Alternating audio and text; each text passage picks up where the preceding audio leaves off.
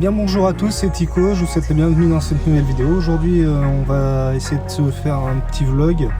On va essayer de faire des prises de vue sur un lac et on va parler un petit peu triangle d'exposition. Voilà, on est parti.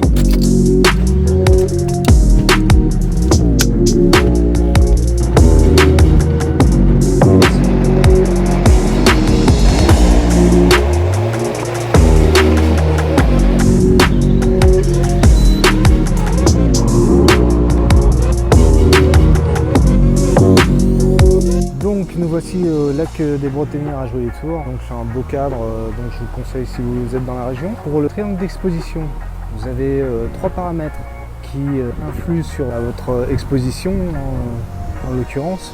Vous avez la vitesse d'obturation, l'ouverture et les ISO. Donc il y a ces trois paramètres là à prendre en compte et à faire une balance de l'un à l'autre pour créer tel ou tel effet. La vitesse d'obturation peut, dans un cas, figer le mouvement, c'est-à-dire vous avez un mouvement très rapide qui va se produire, vous allez avoir une vitesse d'obturation assez élevée, ce qui va vous permettre de figer le mouvement, ne serait-ce que d'un athlète qui est en train de courir, ou à l'inverse, de créer vraiment des filets lors d'une prise de vue d'un objet en mouvement.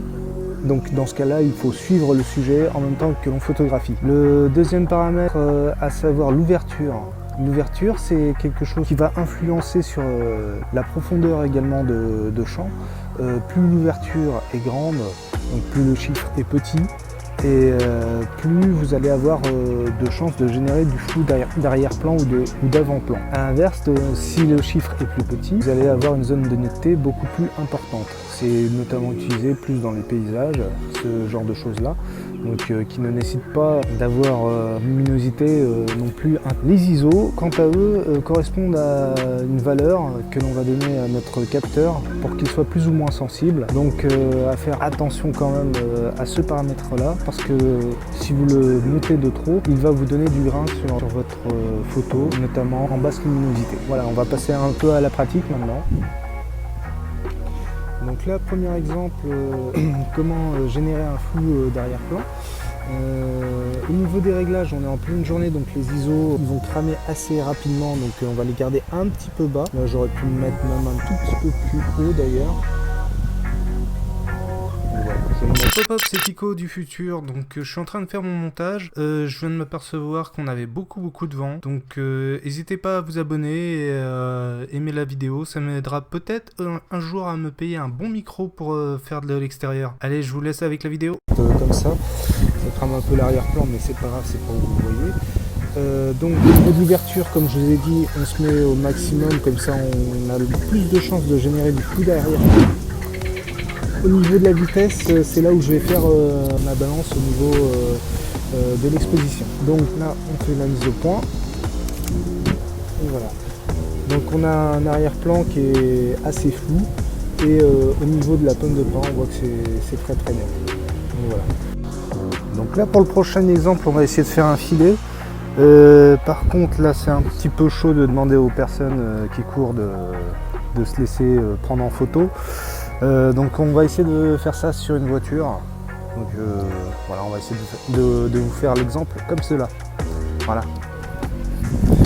Donc là, au niveau des réglages pour faire le filet, je suis parti sur 1/15 à f22 ISO 50. On a beaucoup de soleil aujourd'hui et j'ai pas de filtre ND, donc c'est vraiment des réglages pour être au taquet. Voilà, donc on a réussi à faire notre filet, je vous affiche donc la photo juste ici. Donc là on va essayer de vous montrer les bienfaits au niveau des ISO, ce que ça change, ce que ça ne change pas surtout. Donc c'est parti. Donc là pour l'exemple, je vais vous montrer ce que ça va changer. Donc là j'ai mis des réglages basiques. Là mon appareil fait automatiquement la mise à l'exposition, donc c'est vraiment ce qu'on va avoir au niveau de la photo. 1 centième pour éviter d'avoir du flou de bouger ou du flou de mouvement, 5-6 pour avoir une profondeur de champ un peu étendue quand même, et pour le moment je me suis mis à ISO 50, donc qui est vraiment le plus bas ISO que j'ai disponible. Donc voilà une première photo, donc je vais vous l'afficher à l'écran.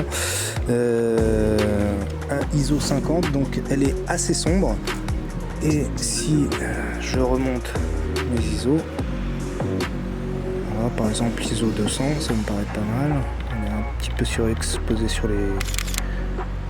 mais voilà. Alors là, il n'y a rien qu'à changer, si ce n'est vraiment l'exposition. On a la même profondeur de champ avant et après, et on n'a pas de flou de bouger, pas de flou de mouvement, tout est exactement pareil. Et bien voilà, c'est la fin de cette vidéo, j'espère qu'elle vous aura plu. Si c'est le cas, n'oubliez pas de me laisser un petit commentaire, un petit pouce bleu, et n'oubliez pas de vous abonner si c'est la première fois que vous venez sur cette chaîne.